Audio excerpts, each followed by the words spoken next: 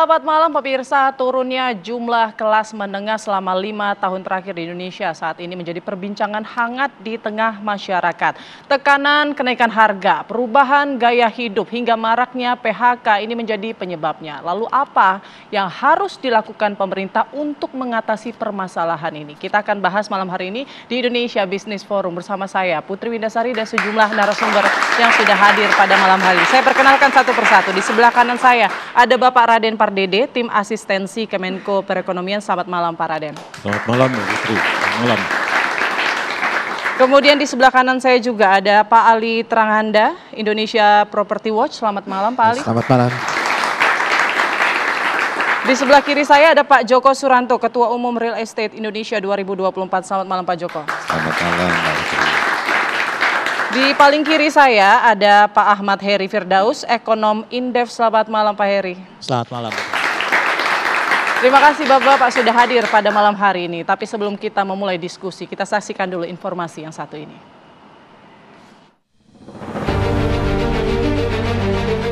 Tekanan kenaikan harga hingga perubahan gaya hidup membuat jumlah kelas menengah di Indonesia terus turun. Menurut Badan Pusat Statistik, penurunan jumlah kelas menengah terjadi sejak pandemi COVID-19 hingga saat ini.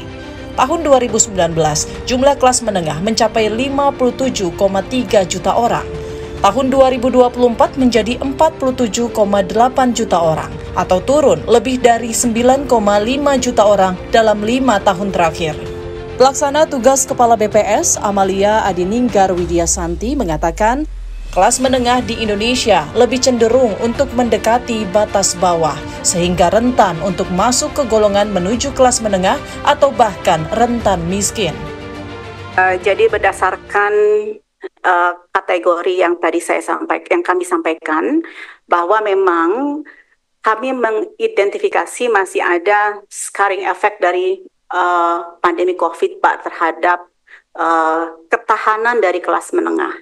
Di mana di tahun 2021 itu kelas menengah jumlahnya menjadi 53,83 juta, ya dengan proporsi 19,82%, dan terakhir di tahun 2024 jumlahnya 47,85 juta dengan proporsi 17,13. Penguatan daya beli itu sangat diperlukan untuk memperkuat fondasi ekonomi, dan kami meyakini bahwa kelas menengah akan menjadi bantalan perekonomian Indonesia masa depan.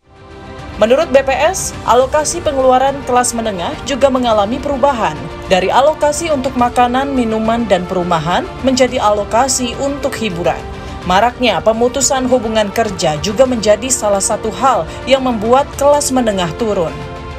Menurut data Kementerian Ketenagakerjaan, sejak Januari hingga Agustus 2024, lebih dari 46.000 orang terkena PHK.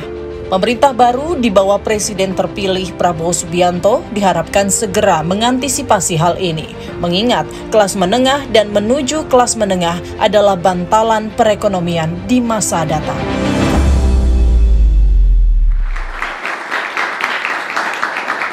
Ya, sebelum kita membahas soal turunnya jumlah kelas menengah, mungkin saya mau bertanya dulu ke salah satu penonton yang hadir di studio pada malam hari ini. Boleh dengan Bapak siapa dan saat ini bekerja di mana? Di pegawai swasta. Pegawai swasta. Oke, Pak Wira, selama 5 tahun terakhir ini bagaimana dengan pendapatan Anda? Apakah ada penurunan? Pendapatan itu ya kalau kita karyawan hanya upah standar aja, UMR gitu bahasanya di Jabodetabek. Nah dari situ ya dengan kebutuhan yang banyak, complicated di standarnya ibu kota, itu memang minim sekali. Boro-boro bisa nabung ya, atau bisa beli sesuatu dengan kebutuhan pun, dengan gaji segitu, ya bersyukur gitu loh Mbak.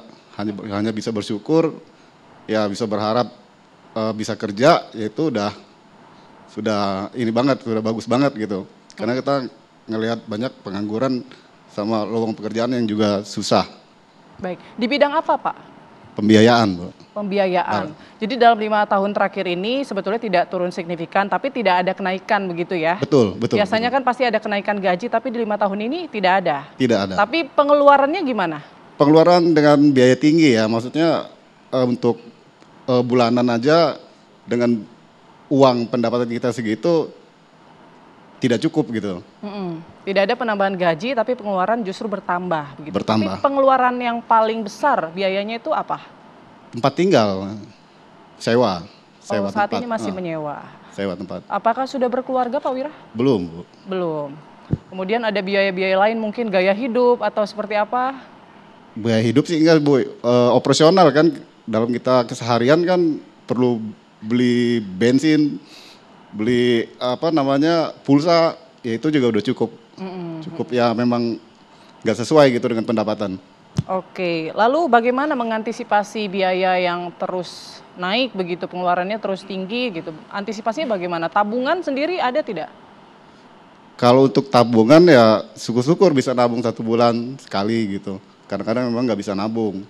Ya mengantisipasinya ya harus ada sampingan ya. Maksudnya apa yang harus kita kerjakan yang memang di hari-hari libur, ya kerjain, yang penting ada penghasilan tambahan. Oke, baik. Terima kasih Pak Wira. Mungkin pertama saya mau ke Pak Raden terlebih dahulu. Pak Raden, dalam 5 tahun ini jumlah kelas menengah kita menurun nih. Kalau dari pemerintah sendiri apa sebetulnya yang menjadi penyebabnya? Kalau kita lihat memang apa yang dikatakan oleh Mbak Amalia, Kepala BPS, pelaksana BPS sekarang ini, argumennya adalah bahwa memang kalau kita lihat akibat daripada pandemi itu, waktu itu, maka yang terjadi adalah perhatian pemerintah lebih banyak kepada kelas bawah. Dan itu jelas, yang di kelas bawah itu dari sisi benefit mereka yang mereka peroleh dari bantuan sosial, itu jauh lebih besar. Kelas menengah ini kurang terperhatikan, sementara kelas atas itu justru juga mendapatkan benefit akibat daripada harga mineral yang tinggi.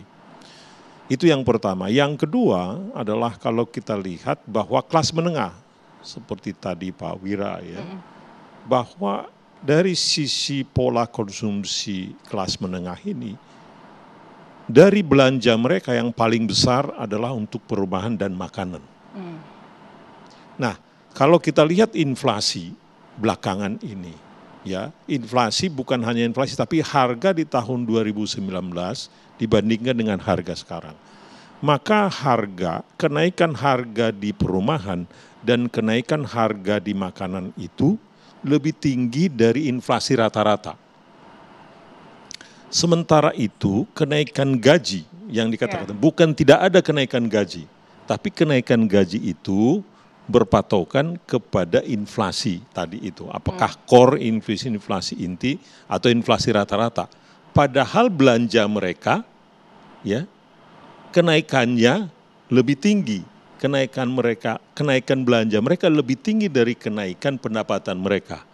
Itu sebetulnya argumennya yang menyebabkan tadi kelas menengah itu jatuh dia di situ.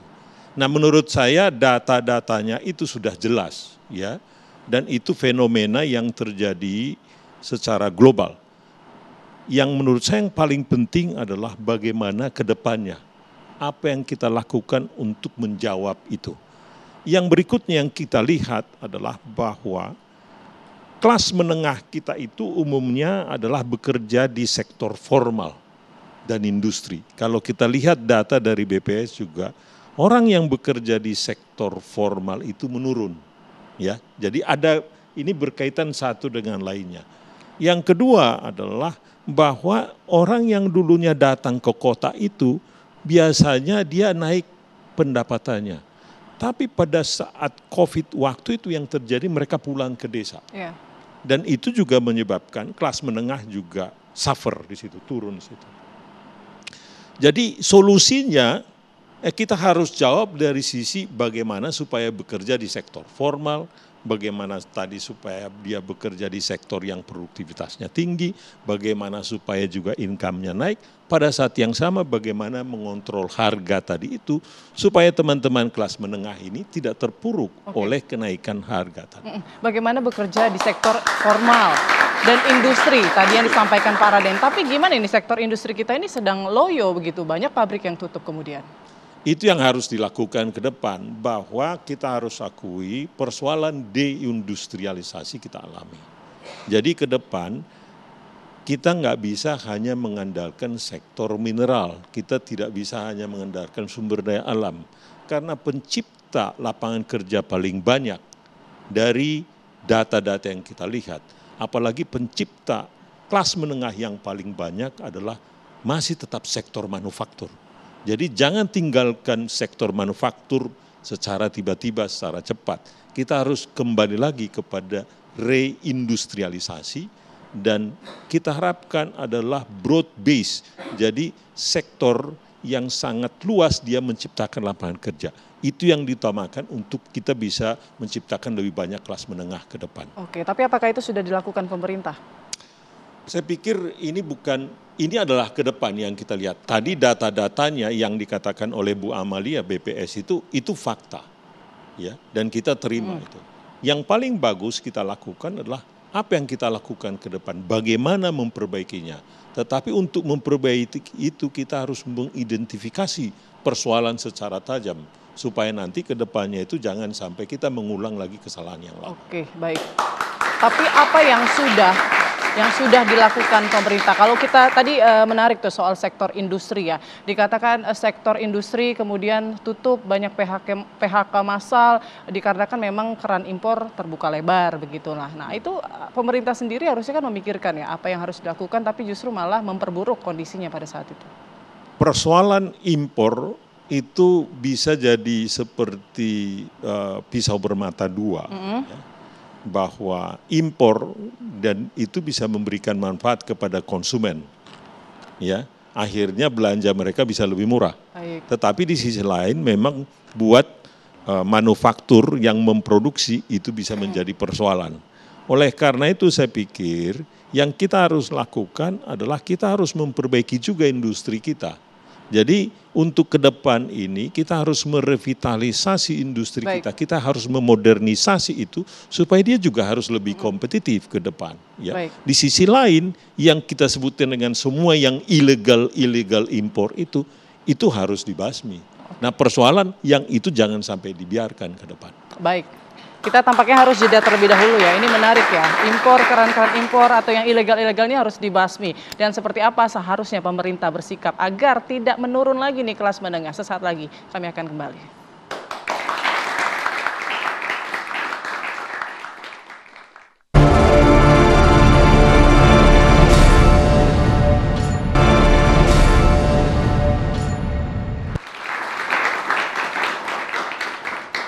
Anda kembali di Indonesia Business Forum. Saya mau ke Pak Heri. Pak Heri, selama ini kelas menengah ini menjadi bantalan atau tulang punggung ya perekonomian Indonesia. Nah, bagaimana? Apa risiko ke depan nih kalau misalnya jumlahnya ini terus turun?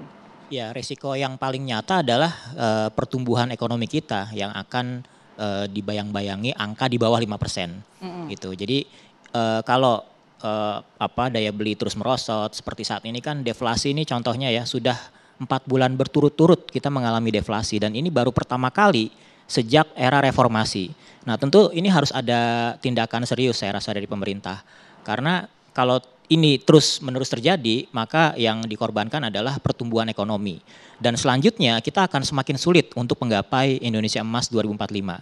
Karena menurut hitung-hitungan kalau kita mau jadi negara maju di 2045 itu menggunakan skenario moderat saja, kita harus tumbuh rata-rata ya, itu 6% minimal per tahun sejak tahun 2025 sampai 2045. Ya. Nah untuk mencapai ke 6% ini rasanya tuh sekarang sulit sekali.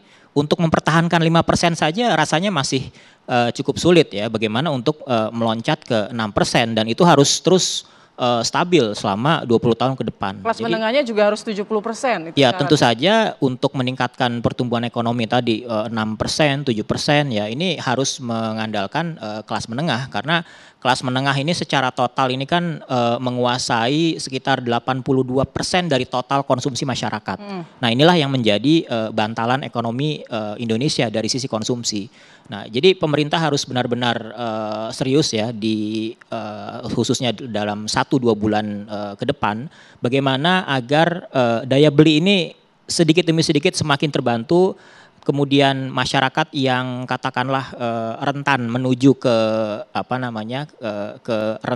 kelas menengah itu ke menuju kelas menengah ya. Tadi kan ada kelas menengah, kemudian yang menuju kelas menengah ini kan semakin banyak nih menumpuk di ambang batas itu. Nah, ini harus kembali naik lagi karena untuk naik kelas ke kelas atas itu justru semakin sulit, tapi untuk turun ke kelas yang di bawahnya ini justru sepertinya sangat rentan seperti itu. Sehingga tentu saja yang dikhawatirkan adalah pertumbuhan ekonomi kita. Jadi di 2024 ini sepertinya bayang-bayang pertumbuhan di bawah 5% ini akan semakin terlihat kalau daya beli masyarakat ini semakin terpuruk gitu ya. Dan dikonfirmasi juga sebenarnya dari sisi produksi ya, PMI kita atau Purchasing Manager Index ini yang mencerminkan salah satu kinerja di sektor manufaktur ini dalam 2 bulan terakhir mengalami kontraksi.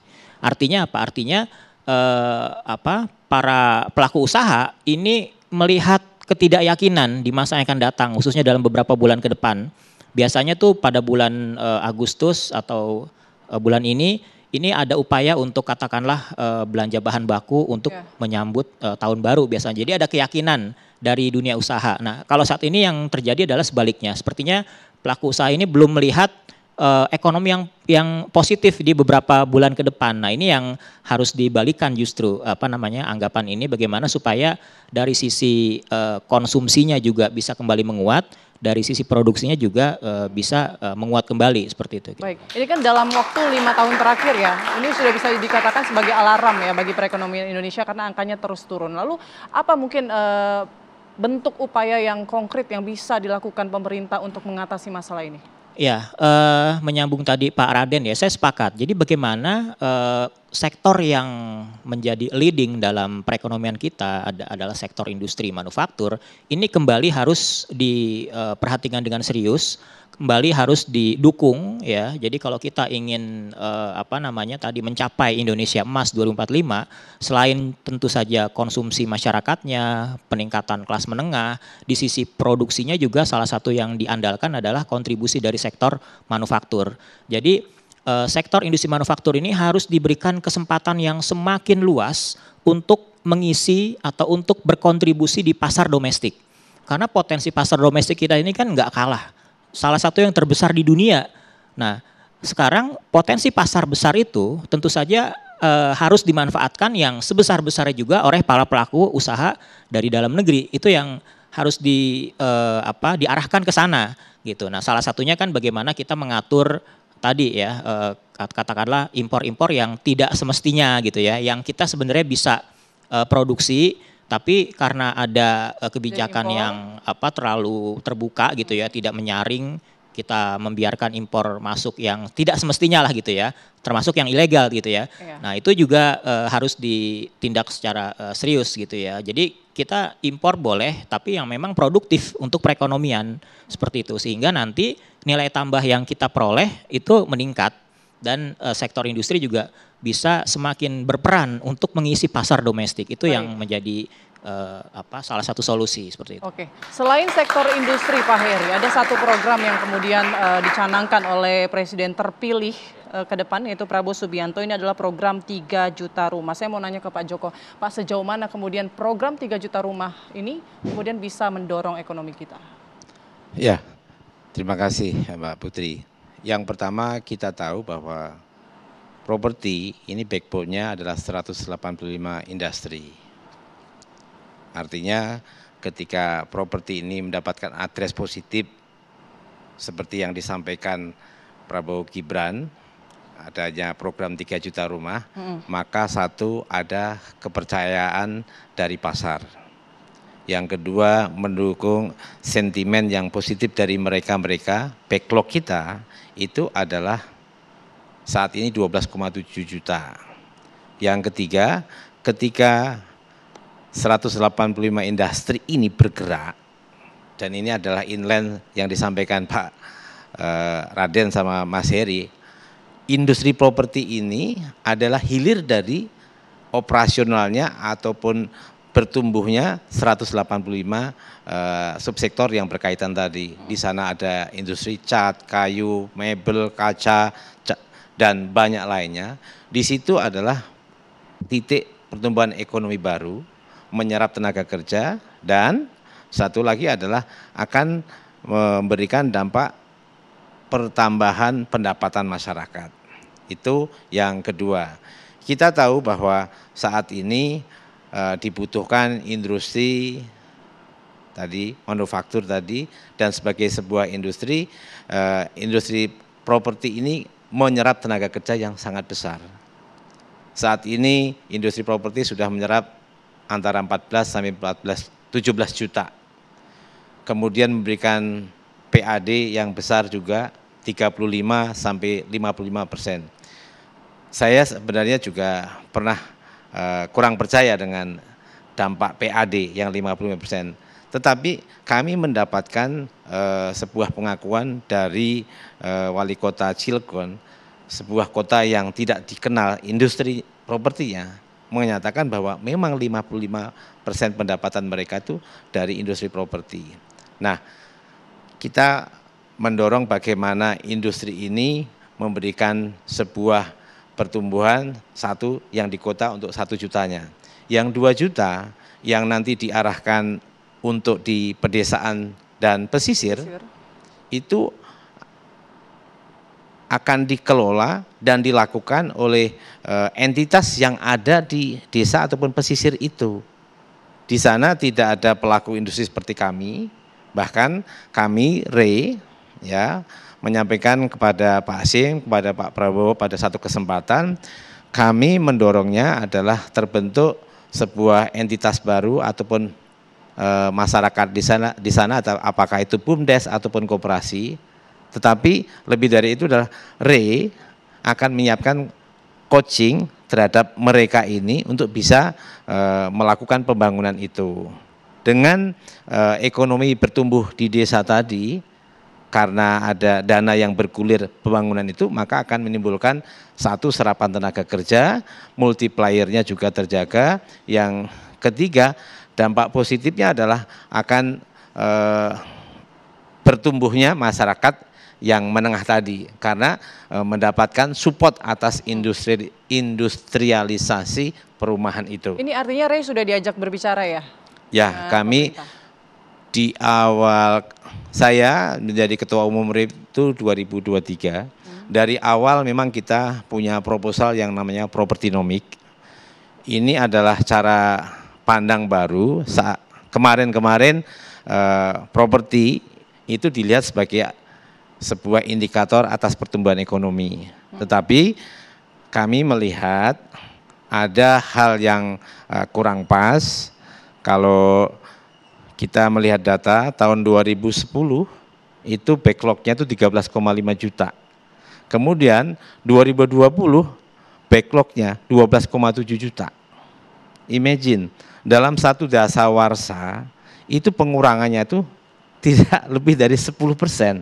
Ada yang salah dong. Sementara nih kalau kita lihat, kita tidak mungkin mengandalkan dengan cara yang sama untuk menghasilkan sesuatu yang berbeda. Ya. Maka di propertinomik kami itu mendasarkan kepada 4 pilar. Satu, institusional, adanya Kementerian Perumahan yang baru, yang terpisah. Yang kedua adalah penganggaran, yang ketiga kebijakan, dan yang terakhir adalah menjadi PSN, Program Strategis Nasional. Nah, kami dengan program 3 juta rumah itu sudah confirm bahwa ini adalah program, menjadi program strategis nasional yang tadi kita lihat, kita hitung akan membawa multiplier yang sangat dahsyat. Kalau kami sering menyatakan di dalam proposal kami, industri properti ini adalah big giant. Kenapa nggak digunakan untuk menjadi pengungkit? Kenapa nggak digunakan? Pasarnya ada. Baik. Kita tahu dari BPS itu memang belum jelas siapakah backlog itu, namanya, addressnya. Nah, kami dari awal sudah menyarankan kita lakukan profiling terhadap mereka itu, sehingga pada saatnya ketika ada pembangunan itu langsung match. Itu yang pertama.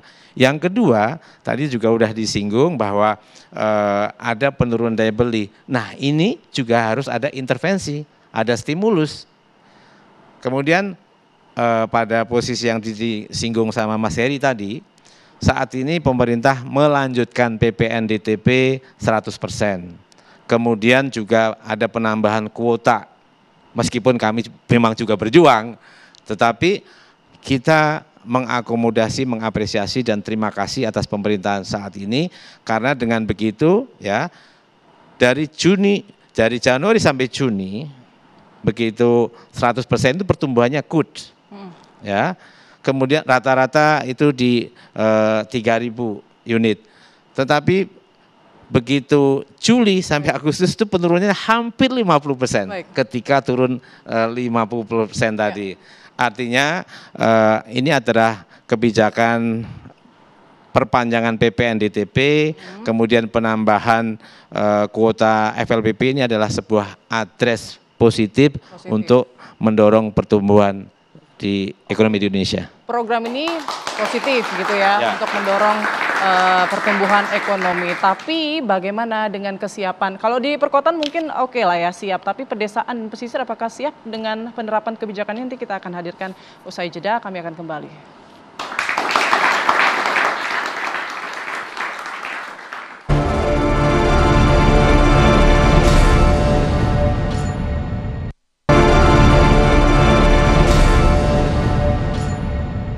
Peningkatan harga kebutuhan pokok itu sangat tinggi sekarang, tapi kemudian penghasilan tidak bertambah banyak.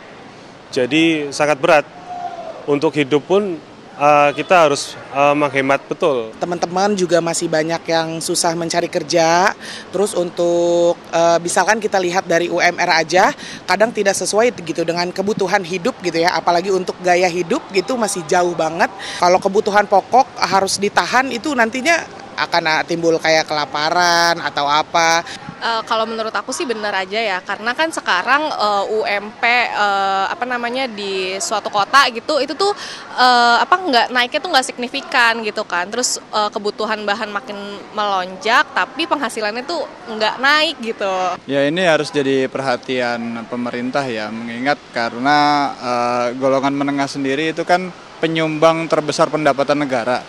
Jadi pemerintah juga harus paham akan situasi ini dan bisa memberikan solusi-solusi terbaik untuk kemudian para golongan menengah ini bisa survive. Karena memang dari UMP kita ya, itu karena kenaikan bahan aja udah melambung tinggi banget gitu loh. Dengan pendapatan kita yang memang udah cuma segini ya UMP-nya.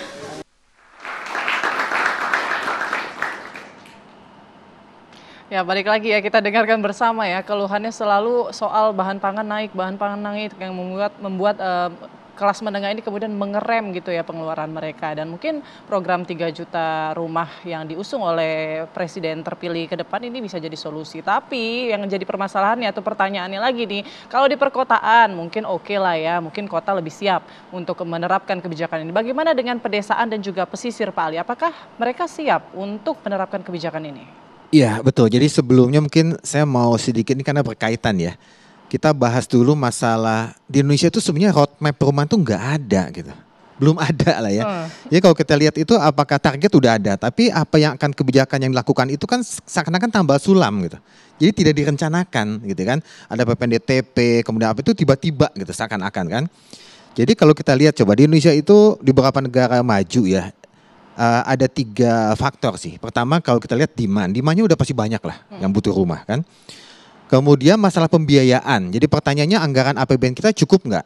Ternyata saat ini juga nggak cukup. Ya ini APBP Pak Joko udah teriak terus kan tadi. Kurang mulu, tiap tahun habis mulu kuotanya gitu Pak.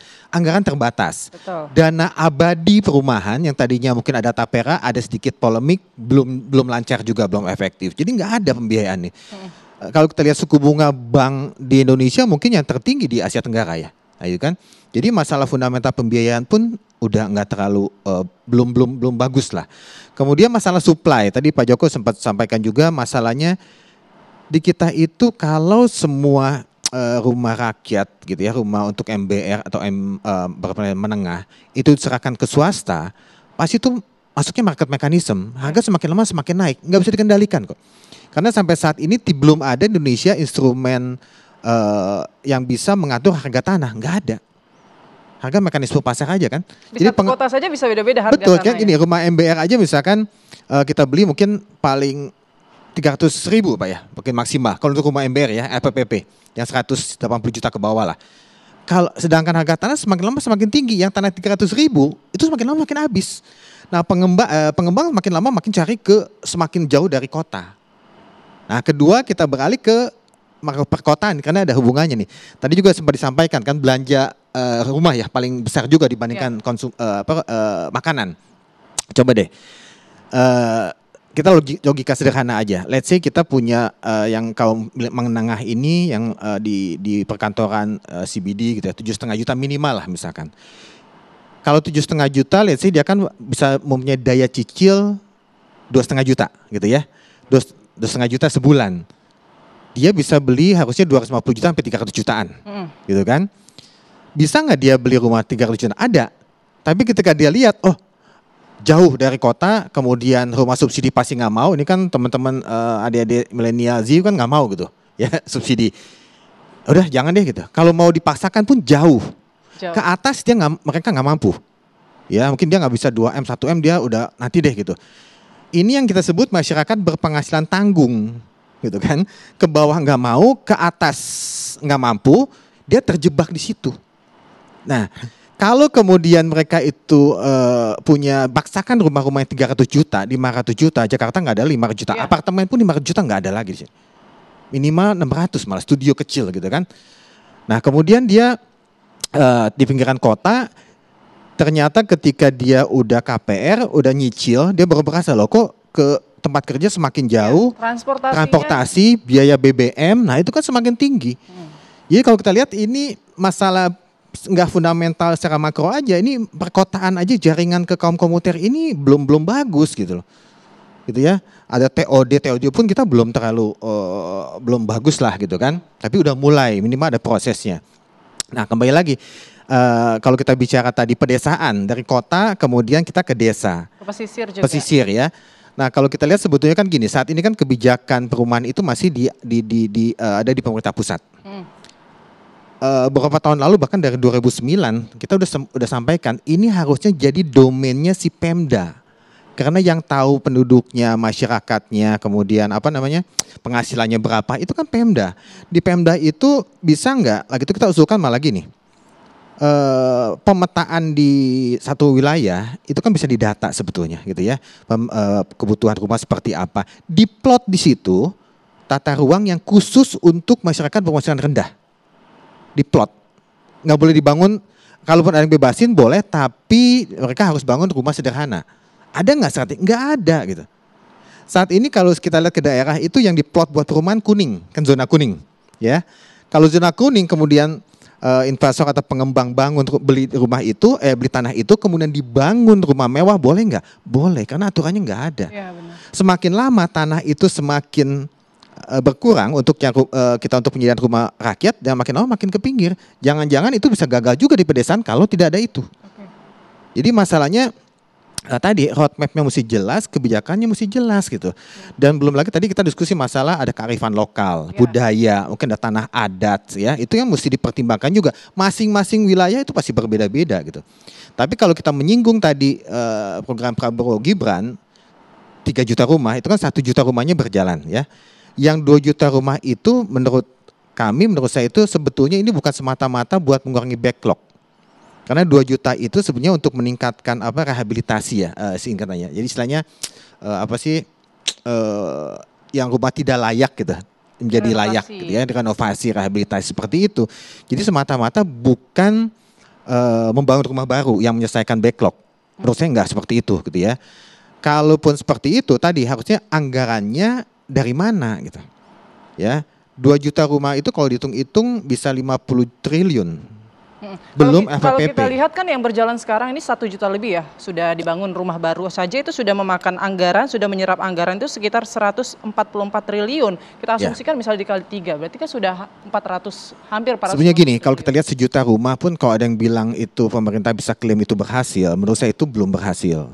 Ya, kalau dibilang 1 juta rumah, kalau kita lihat di dalamnya itu tahun ini mungkin 600-700 ribu, nggak sampai 1 juta juga. Tiap tahun nggak nyampe 1 juta. Dan yang 600-700 ribu itu sebetulnya bukan rumah baru semua loh. LPPP 200.000 ya. Mungkin pengembang swasta Pak Joko mungkin bisa berapa? 100.000 kali gitu ya. Kemudian ada rumah khusus, rumah dinas, itu masuk di situ semua.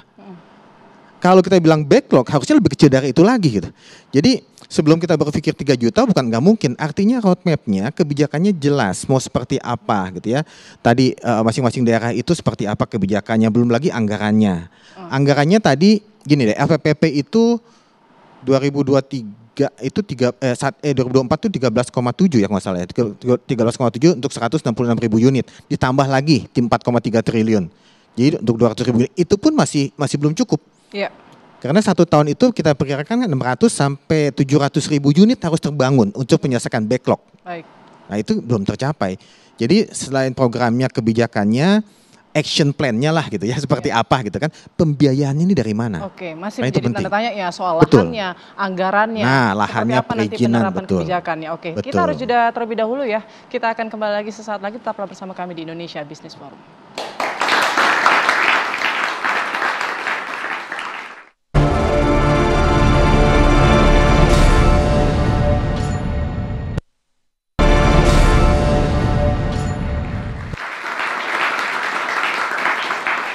Baik, saya mau langsung ke Pak Raden. Pak Raden, sejauh ini penerapan program 3 juta rumah ini, apakah sudah dibahas pembiayaan nanti bagaimana, dananya dari mana begitu?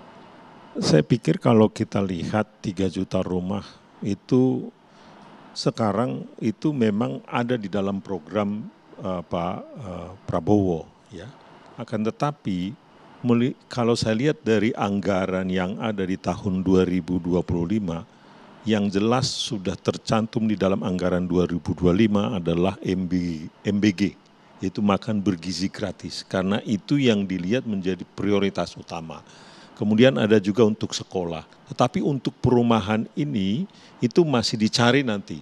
Tetapi bisa saja karena sekarang kan pemerintah yang sekarang ini mau mencoba membuat garis besar saja. Pemerintahan yang baru nanti bukan tidak mungkin melakukan perubahan dalam APBN 2025. Bisa jadi dari APBN begitu? Bisa jadi sebagian dari APBN. Tapi kalau kita dengar tadi, persoalan utama sebetulnya adalah lahan. Karena kalau kita lihat komponen dari perumahan itu, lahan itu menjadi penting. Dan untuk itu saya mengusulkan supaya seluruh lahan-lahan pemerintah itu dioptimalkan. Kalau memang prioritasnya nanti ada untuk perumahan, maka disediakanlah lahan oleh pemerintah yang bisa untuk pembangunan perumahan. Dan yang kedua, harga lahan pun harus terkontrol. Karena itulah menurut saya menjadi cikal bakal kenaikan harga rumah yang sangat tinggi itu adalah sebetulnya akibat daripada harga lahan itu yang naik sangat tinggi sekali. Oke, baik. Saya mau ke Pak Ali. Pak Ali, harga lahan harus terkontrol. Tadi sudah Anda bahas juga sedikit ya soal lahan. Perizinan atau dan lain-lain bagaimana harusnya? Iya, betul. Jadi memang tahun 2009 tuh sebenarnya wacana untuk bangun bank tanah udah ada. Di Undang-Undang Cipta Kerja udah ada badan bank tanah. Tapi sejauh ini belum efektif buat perumahan gitu ya. Masih fokus ke bank tanah untuk infrastruktur bendungan dan lain-lain. Dan badan tanah ini, bank tanah ini sebetulnya harus terintegrasi dengan badan, kita harus punya badan otonom perumahan. Tapi kemudian muncul di Undang-Undang Cipta Kerja itu BP3, Badan Percepatan Penyelenggaraan Perumahan, kalau salah itu ya. Nah itu juga tidak berjalan gitu efektif. Artinya lembaganya ada tidak berjalan, termasuk nanti perizinannya itu siapa. Karena ini kan kalau bicara properti itu tidak hanya Kementerian PUPR aja, Kementerian Dalam Negeri juga ikut, Kementerian ATR BPN juga ikut. Ini multi kementerian gitu ya.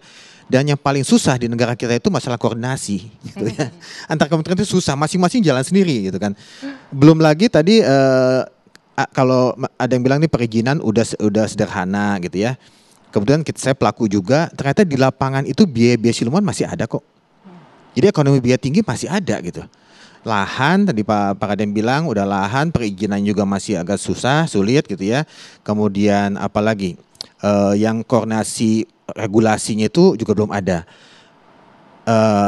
Optimalisasi untuk tanah-tanah BUMN juga sempat diusulkan karena payung hukumnya mesti ada. Ya. Ketika si BUMN mau menyerahkan lahannya untuk bank tanah gitu, itu kan harus ada payung hukum. Kalau enggak kan takut juga gitu mereka kan. Nah itu seperti apa gitu. Saya bilang dulu hitung-hitungan 5-10% deh kita minta tanah-tanah BUMN untuk BUMD untuk rumah rakyat, bisa nggak? Harusnya bisa hitung-hitungannya. Masalahnya bukan bisa atau nggak, mau atau enggak nih pemerintah gitu kan. Masalahnya mau atau enggak? Mau atau enggak? Kita pasti bisa ya. Iya. Oke, Pak Heri, mungkin catatan Anda untuk pemerintah jika mau menerapkan kebijakan ini. Ya, jika kebijakan 3 juta rumah ini tetap ingin dilanjutkan, maka ada beberapa hal yang harus diperhatikan agar kebijakan ini efektif menjadi sebuah solusi yang nyata gitu ya untuk membantu mengatasi persoalan daya beli kita yang sekarang sedang merosot nih, dan sektor manufaktur kita yang juga sekarang sedang tidak baik-baik saja. Nah, salah satu upaya yang harus dilakukan adalah pemerintah harus betul-betul mengawal bahwa pembangunan sektor perumahan ini bisa memberikan multiplier efek yang luas bagi industri manufaktur, bagi tenaga kerja, dan bagi stakeholders lainnya. Salah satunya adalah bagaimana penggunaan bahan baku atau material yang dipergunakan untuk membangun rumah itu dipastikan harus benar-benar kalau bisa berasal dari dalam negeri. Ya, semennya, besinya, keramiknya itu diupayakan untuk industri dalam negeri supaya industrinya bisa berperan lebih luas, tenaga kerjanya bisa semakin terserap banyak dan bisa menjadi pendapatan ya buat masyarakat, dan daya beli bisa itu. Oke, mungkin terakhir Pak Joko, harapannya. Harapannya dari kebijakan ini bagaimana? Harapan ini sudah tepat bahwa saat ini butuh industrialisasi, dan industri perumahan ini adalah industri padat karya. Bahwa ada hambatan dari sisi regulasi, pengadaan tanah, dan biaya-biaya itu satu hal. Tetapi ketika ada keberpihakan, ada keseriusan, bahkan tadi juga harus dikawal, maka saya yakin ini adalah salah satu yang exit strategis bagaimana mendorong peningkatan pendapatan, penyerapan tenaga kerja, dan mendorong pertumbuhan ekonomi sehingga bisa di atas 6%. Riset kami mengatakan ketika investasi di 104 triliun, maka pertumbuhan ekonomi yang disumbangkan dari properti adalah 0,6 sampai 0,7. Artinya ini adalah harapan, dan ini adalah bagian dari program dari Prabowo, mari kita support. Oke, baik, luar biasa. Ya, kita harapkan ya, semoga juga pemerintah segera menginformasikan ya, merilis begitu ya, detail dari kebijakan ini seperti apa, lahannya di mana, harga lahannya bagaimana, perizinannya bagaimana, dan kita harapkan bisa menyelesaikan permasalahan backlog tadi ya, mengatasi kekurangan rumah sebesar 12,7 juta rumah, dan kita harapkan bisa mendorong perekonomian Indonesia. Terima kasih banyak Pak Heri, Pak Joko, Pak Raden, dan juga Pak Ali telah bergabung malam hari ini. Saya Putri Windasari, pamit undur diri. Terima kasih atas kebersamaan Anda. Sampai jumpa.